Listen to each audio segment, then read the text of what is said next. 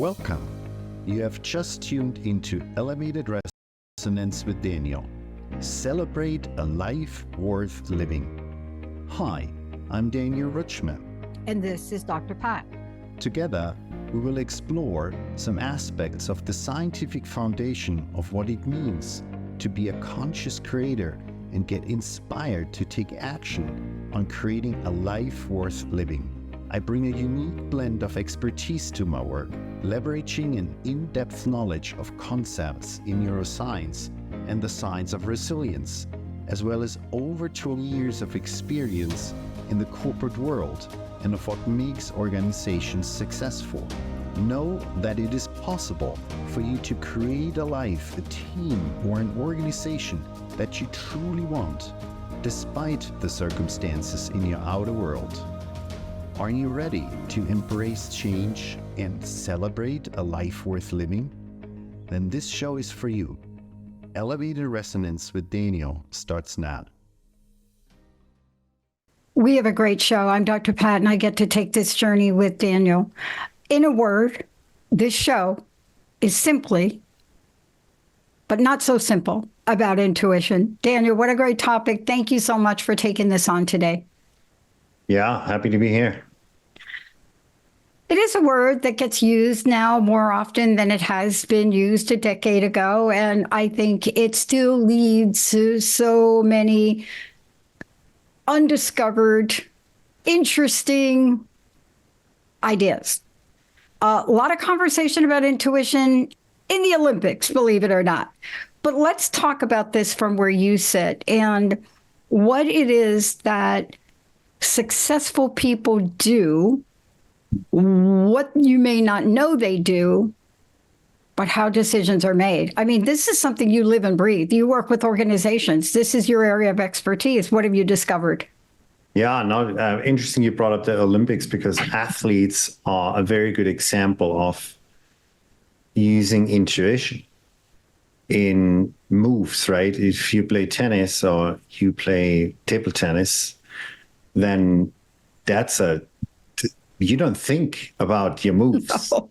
You just go, and there's this innate intelligence that just flows, right? So that's just one example of intuition when it comes to athletes. But yeah, it is true that a lot of successful people out there seem to use intuition very often. There's a bunch of universities that teach entrepreneurship, and particularly one in Australia years ago. They do teach entrepreneurship, but they also did a lot of research on the common characteristics, particularly of successful repeat entrepreneurs. So repeat entrepreneurs are entrepreneurs that did not just start one company successfully, multiple companies, right? And they seem to have the ability to keep up or to have the ability to come up with new ideas and new opportunities, new products, and they always seem to be successful with it, right? So what is that all about?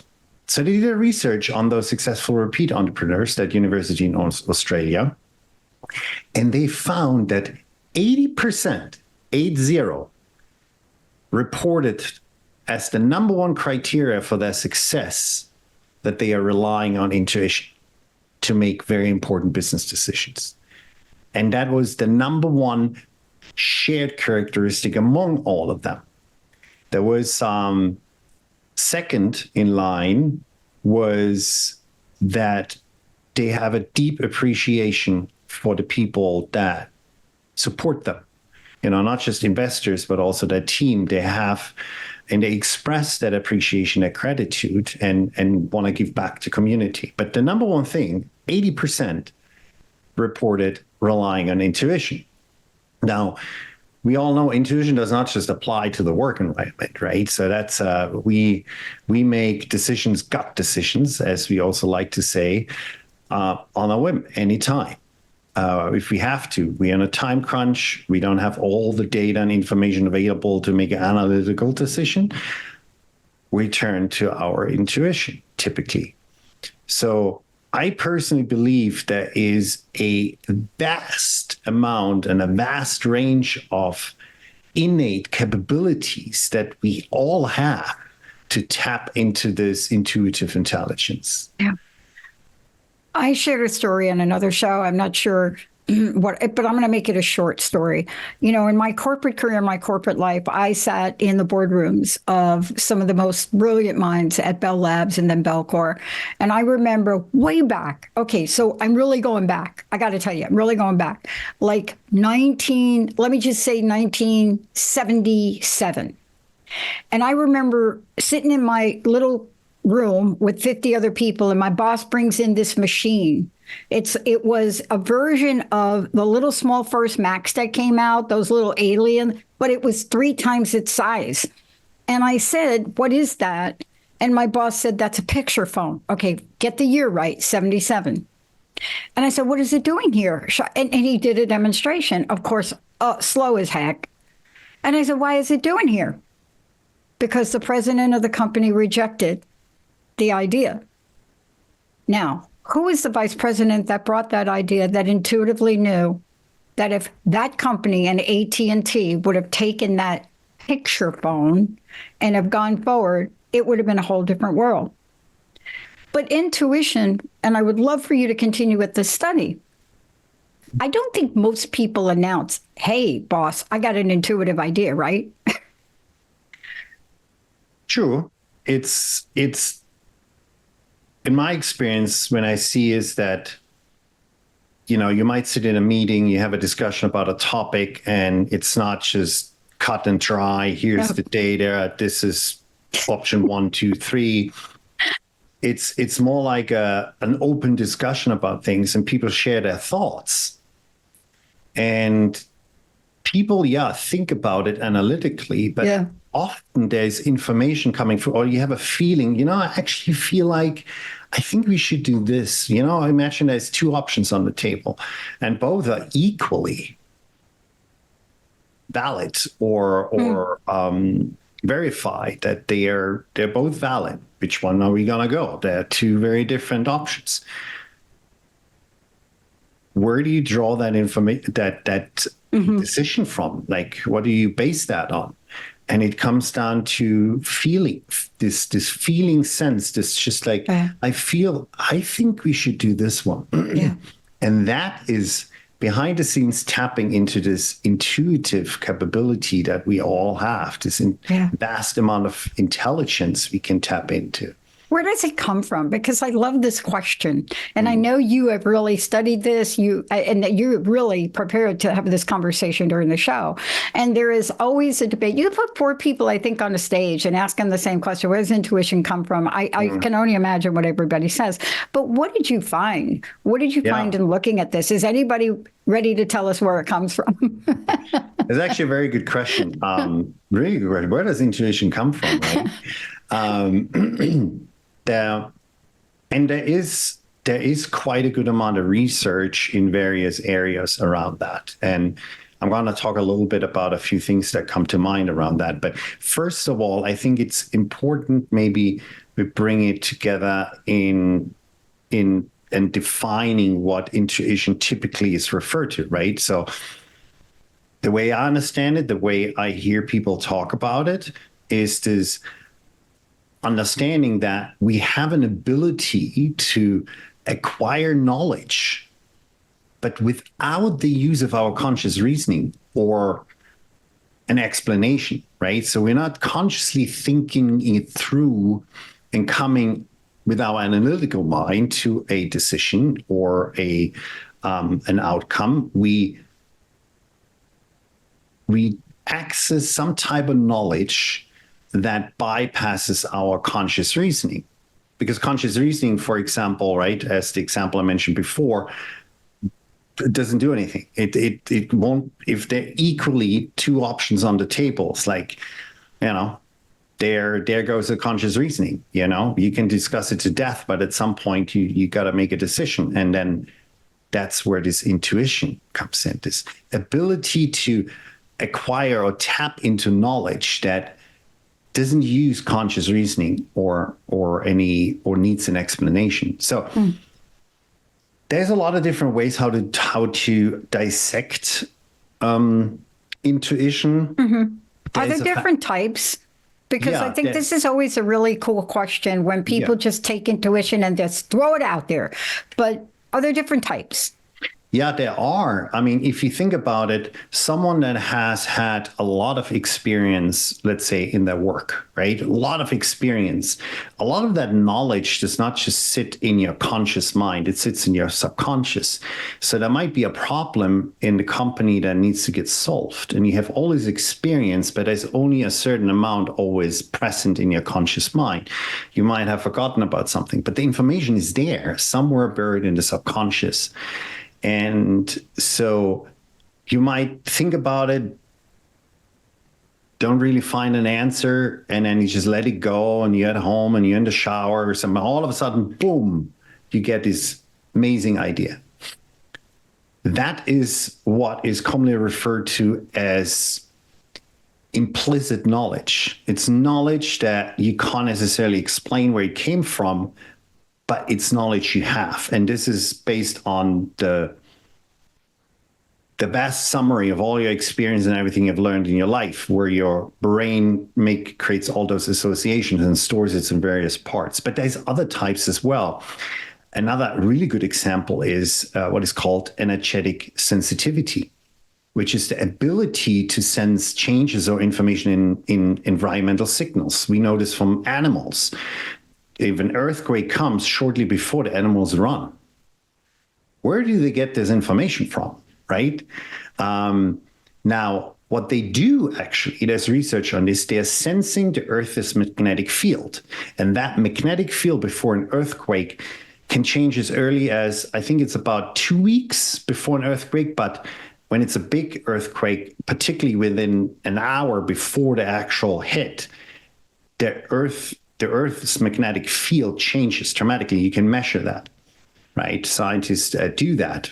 An hour is not a lot of warning, but nevertheless. Now, there is people who can pick up on that signal as well. There's people who can sense an earthquake coming because they have receptors, or they can process the information, the change in the Earth's magnetic field.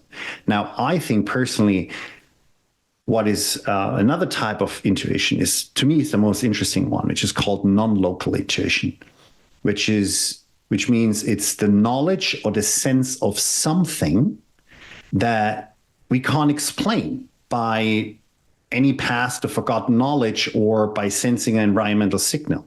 It's information that comes from somewhere else. Now, here's a fascinating study. I think it's about 10 years ago, the HeartMath Institute did on this topic. They took people, they put a bunch of sensors on them. So they measured the brain waves, the heart activity, the skin conductance, so electricity flowing through the skin, and other electrophysiological measures, right? So temperature, sweat, all sorts of things. And they put them in front of a monitor. And so the test was that the monitor would show a blank screen, and then you click a mouse, and the computer would randomly select an image. And there were images that were very arousing, like an animal attacking or an accident scene. And then there were very calming pictures, like nature or animals. But the computer randomly selected those pictures, right? So you click the mouse, the computer selects a picture, but doesn't show the picture yet for 5 seconds. And then it shows the picture for 3 seconds, and then it goes back to black for 10 seconds. With 100% accuracy, people sitting there, all the measurements on, they discovered that as soon as they click the mouse, the picture is selected but not shown yet for several seconds. The heart picks up on it.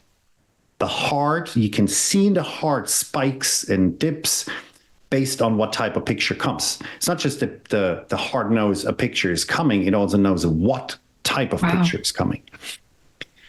So this research really shows that we are all somehow connected to a large intelligence that's beyond space and time, and that our heart is really the receiver of that information. Now, one point I often get is people say, well, I don't feel it in my heart. I feel it in my gut, my gut feeling. And we also say that, what's your gut feeling about this topic? But what actually happens physiologically is the heart picks up the signal.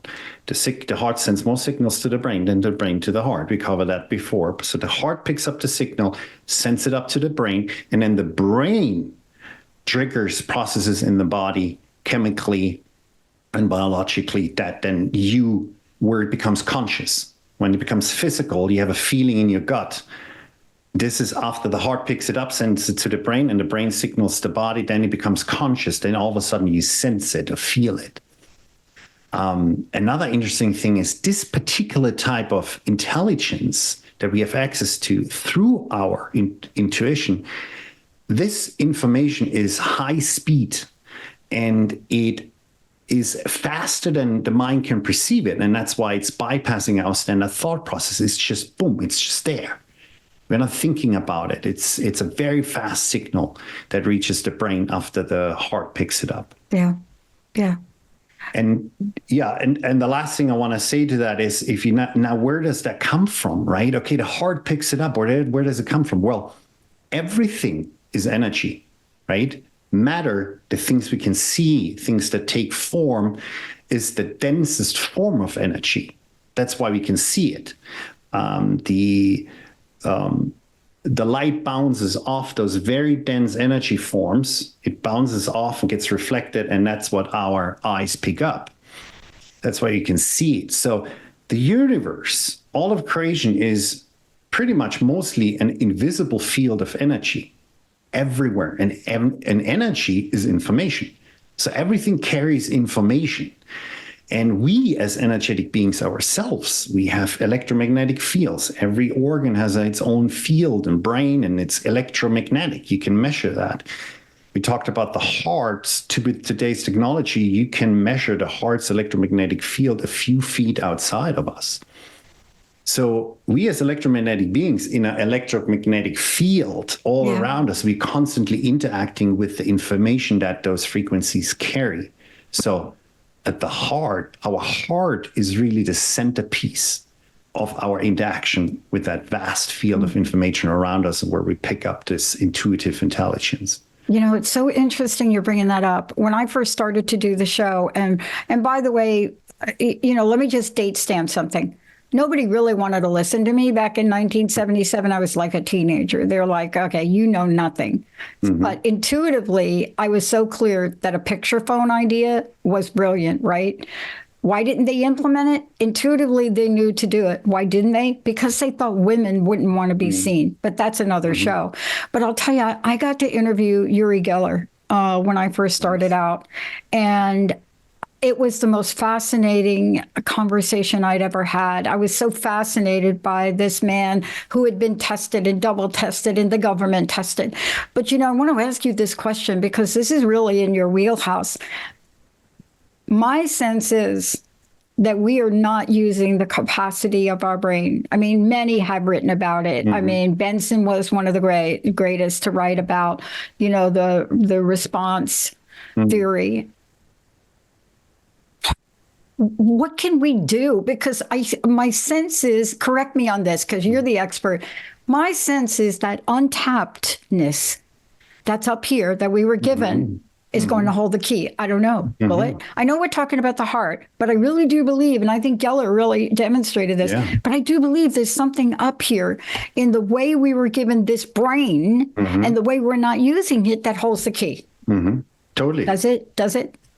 Yeah. So we talked about this before in a previous episode. The brain is a record of the past, right? The brain only knows everything it has stored, which is information that came through past experiences. So the brain, aside from implicit knowledge, right, is not the one that's coming up with this intuitive information that is coming from outside of it, that goes beyond our reasoning. It's the heart that picks that up and then sends the signal to the brain. So the first thing is, it's those intuitive insights come very quick, right? Yeah.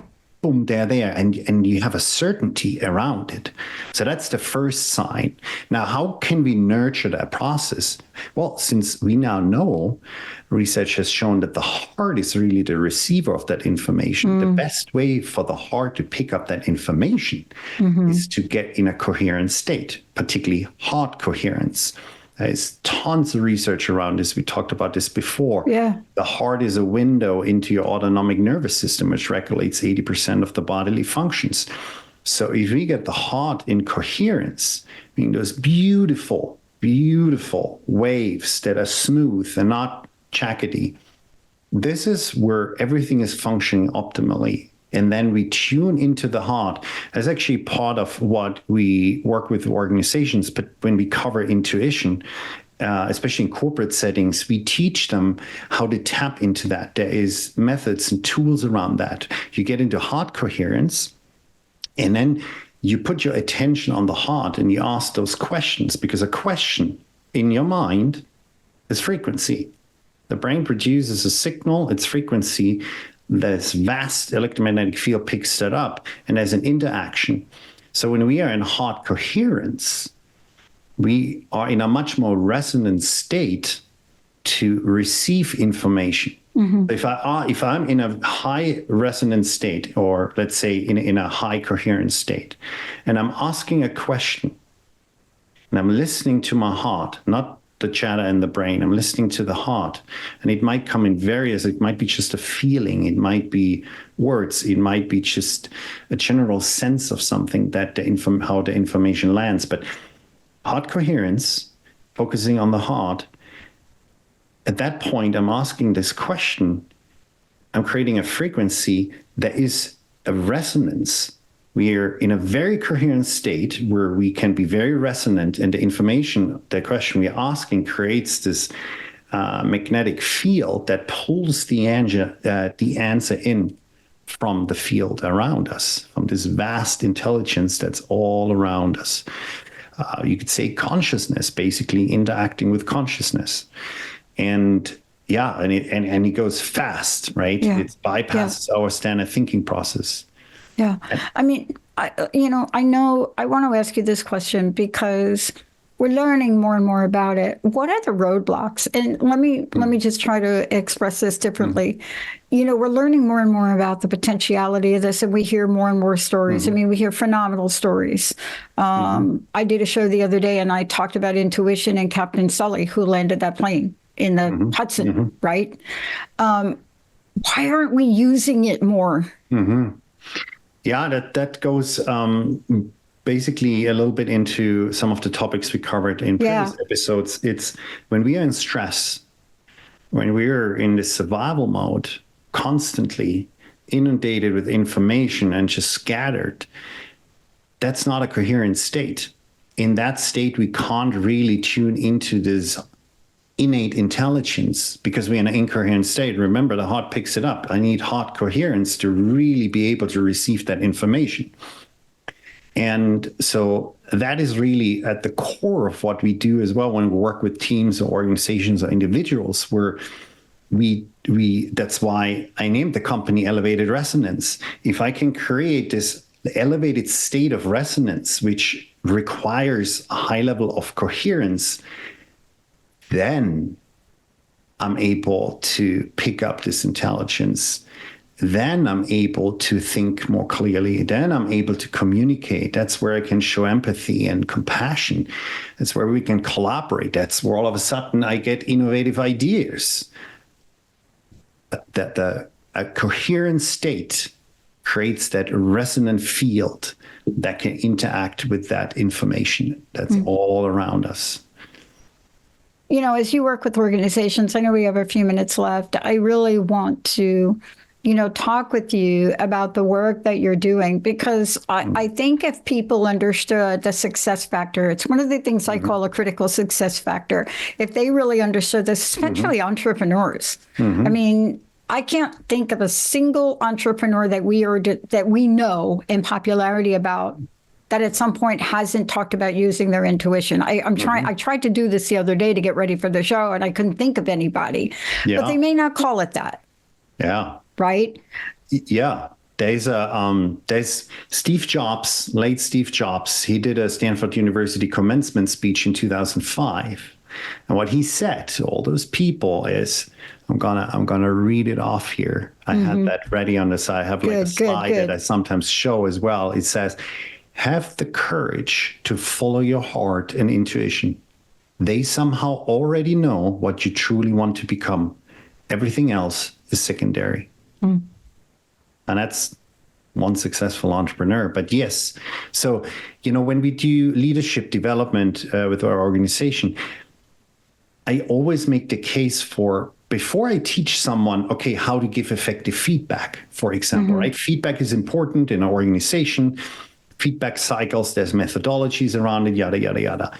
However, without the person understanding the importance of the role of emotions, they will never be really effective in giving feedback or receiving feedback, particularly when it's critical. So I first laid a foundation. That's what we do in our company, is we lay the foundation, give them a little bit of the science and the importance of those important pillars, the neuroscience of change, the science of resilience, what are emotions, emotional intelligence, etc. And then based on that understanding, then we teach, a best practice methodology, how to give feedback, for example. Yeah, I love that you're talking about this. How do people find out more about you, Daniel? How do they find out about your company? And also, I really want to talk to the very large entrepreneur base that listens to the show, because I think people are at this point now where they're at the place where they're learning how to trust themselves again. And this is part of it, trusting yourself to know that some people call it a small voice. I see images, other people get it other ways. But how do people find out about you? How do they talk to you about bringing you in their organization? All of the above. Yeah.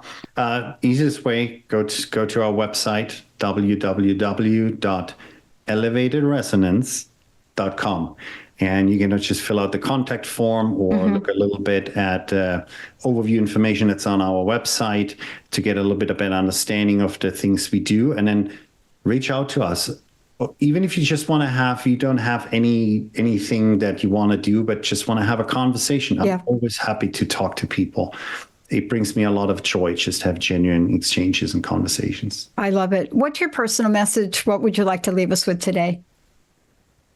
I think there is a quote from Dr. Joe Dispenza. I'm going to read that. I have that on my phone.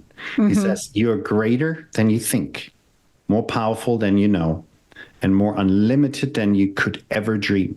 And I full-heartedly believe that. We have abilities and capabilities that go far beyond what we can even imagine. Yeah. And intelligence, this innate intelligence that we all have access to, is one of those. And awesome. I wish for everyone to learn how to do that from a young age on, right? We are also working with schools and teachers. The earlier you teach them those things, the more amazing human beings we're going to create. I love it. Thank you, Daniel. Let's take a short break, everybody. Oh my gosh, we'll be right back. You have been listening to Elevated Resonance with Daniel. Celebrate a life worth living. I'm Daniel, and along with Dr. Pat, you have been learning some of the key aspects of how to navigate towards your vision of the future by creating and living your best self every day. Tune in every first Thursday at 11 a.m. Pacific Time or 2 p.m. Eastern Time to become better in coping with the demands and challenges of everyday life. For more information about this show and how I can support you, visit my website, elevatedresonance.com.